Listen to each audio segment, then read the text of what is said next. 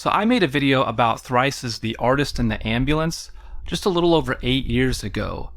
But as I've slowly developed my ability to talk about music, I've started to unlist some of those older videos, especially some of the ones that just look and sound really bad. And so it's pretty likely that my old Thrice videos will never see the light of day, and perhaps the internet will be better off for it. And of course, as a result, I've really been interested in going back to and revisiting some of those albums.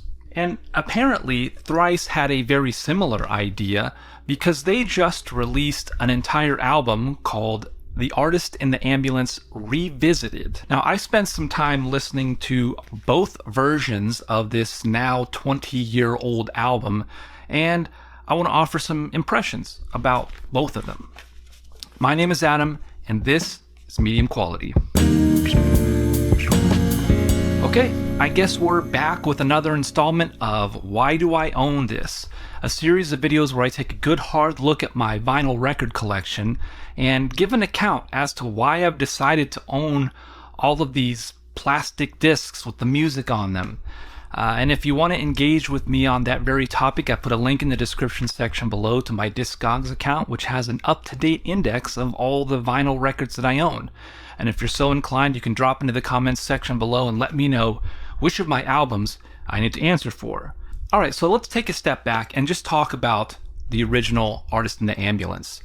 This is Thrice's 2003 album, and it's one that sees all four of the band's members operating at peak capacity to create some really incredible works of heavy music. You have brothers Eddie Breckenridge and Riley Breckenridge providing bass and drums, giving the album this punchy, low-end groove that serves as a foundation for everything else that the rest of the band is doing. And then you have Tepe Teranishi, who's playing guitar, kind of dancing across that foundation with what I think are some of the best executed, most interesting guitar leads in hardcore music from that era.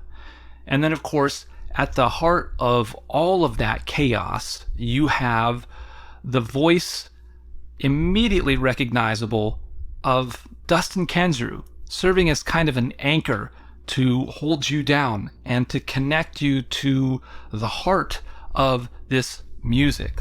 And even though Thrice had released 2 albums prior to this, Identity Crisis and then the follow-up Illusion of Safety, I think The Artist in the Ambulance is where the band kind of mastered their signature sound and began pushing against the edges of the hardcore genre before really breaking those conventions altogether in future releases.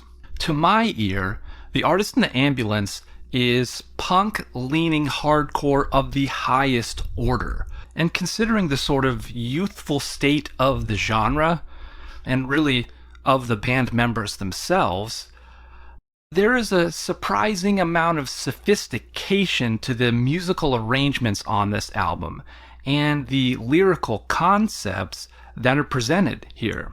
And I think that really set Thrice apart from their peers during this explosion of DIY punk and hardcore in the early 2000s.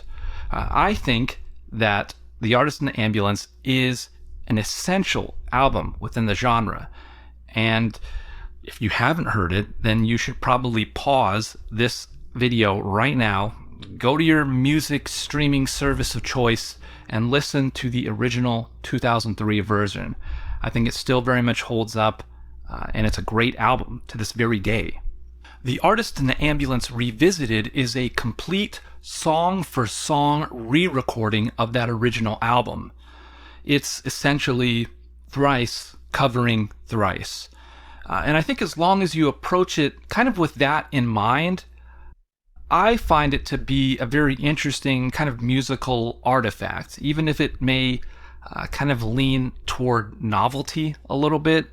Like I said, I spent some time listening to both versions of this album today, and the thing that strikes me most about this new version is how much more subtle and organic the mix of this album is than the original recording. It kind of highlights the aggressive clarity of the older version.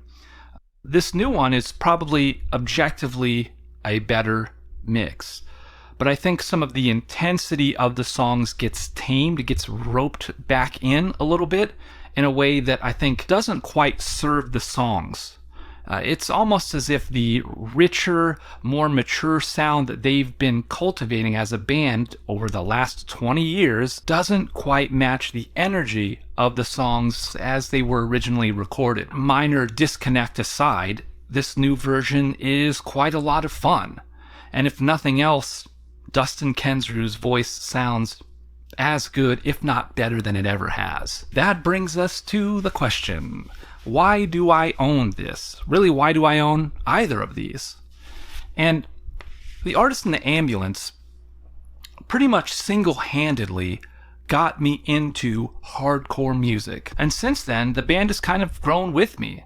Their music continues to mature and evolve, and so it continues to resonate with me as I hopefully mature and evolve as well.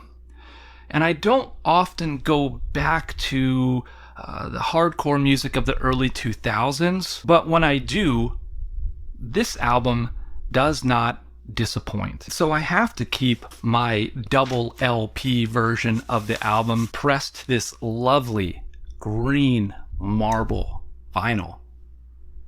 And as for The Artist in the Ambulance Revisited, I am not quite ready to make a determination as to whether or not this single LP version of the album, pressed to a much more subtle olive green, will have a permanent place on the shelf. Will it become kind of a link to my teenage years, or will it be stuck forever awkwardly in this place between my past and my present?